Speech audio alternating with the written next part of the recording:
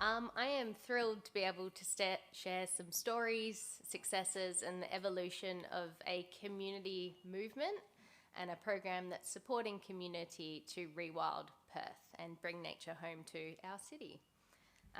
It's powered by Perth NRM, and a big thanks to a founding partner in BirdLife Australia, our major supporter Lottery West, and support from the Water Corporation.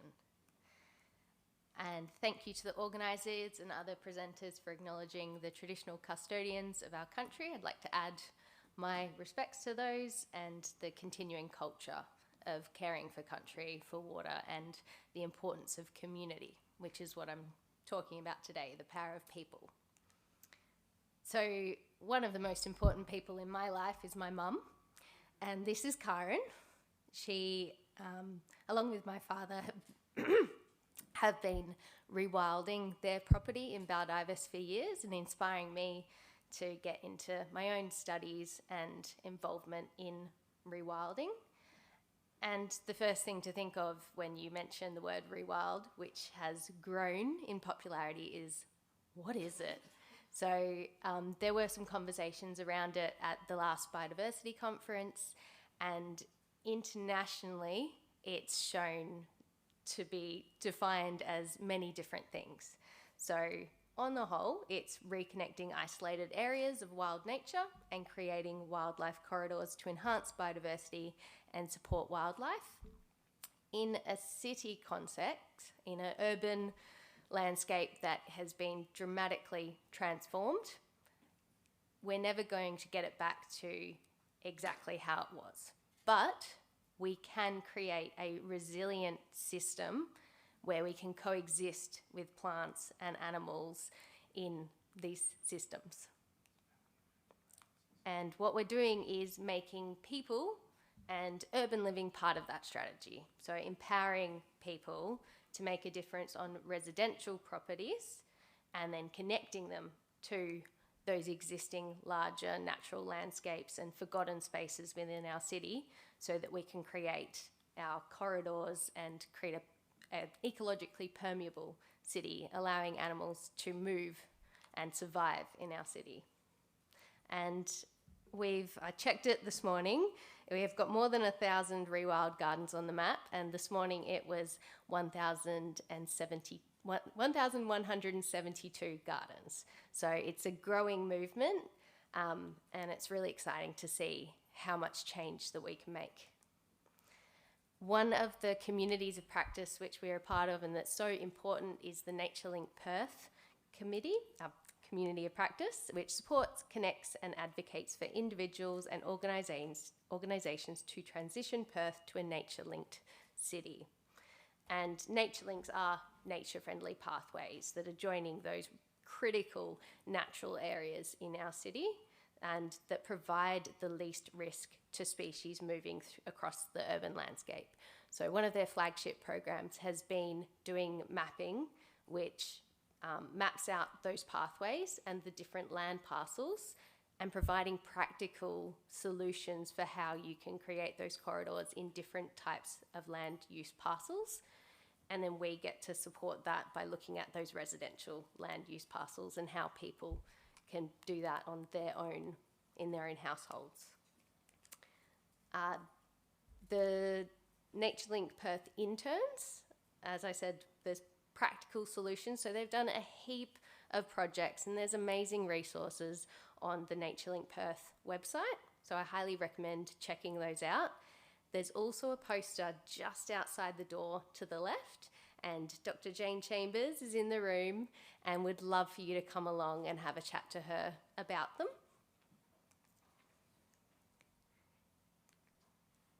And when we look at Perth and how much urbanisation there is, how much land clearing and fragmentation, and you start to look at those nature links and those mapped out corridors, you can start to understand how much of it is residential land and how important and how great the potential of people and households can have. So just looking at the numbers, every garden matters, no matter whether you've got a balcony or a large property, because we have more than 29,000 kilometres of urban road verge and more than 825,000 private dwellings.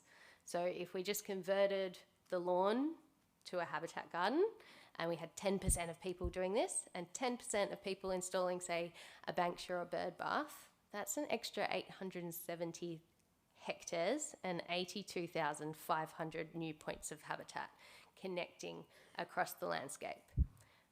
For those of you that have seen me present before, I've updated this. My first one was 1%, and I went, poof, we're growing.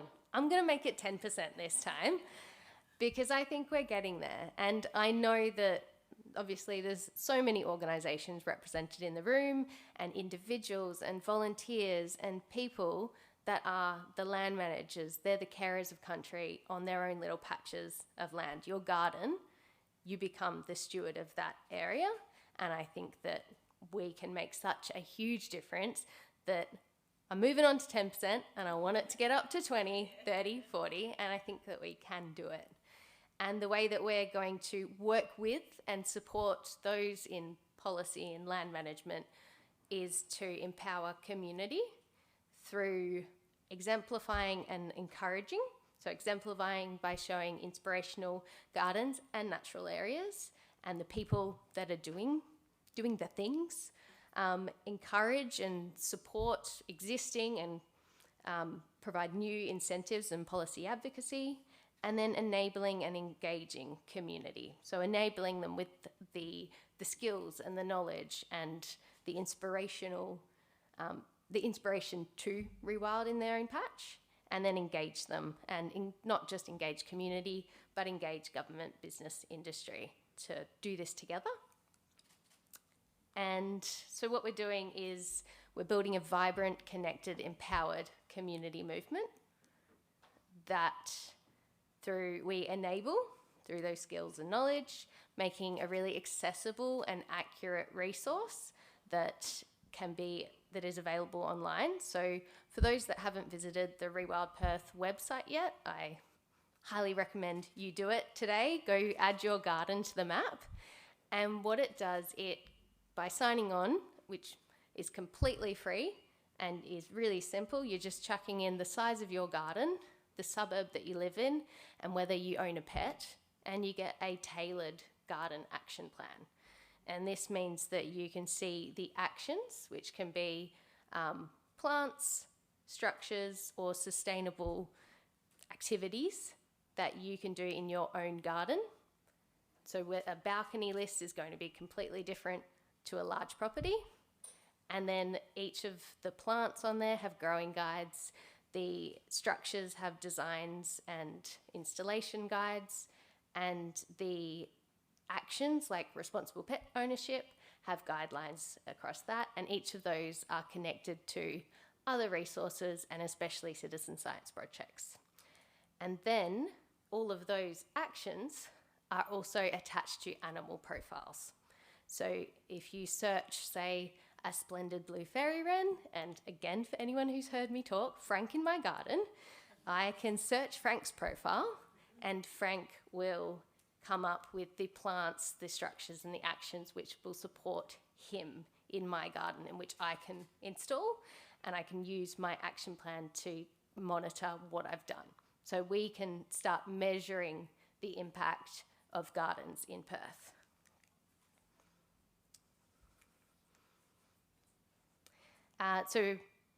And then sharing this resource and constantly improving it as well. So it's been created with research, with ecologists and experts in their field, so that we're providing the right information to people. And then we're sharing that through lots of workshops, events, campaigns, and citizen science projects.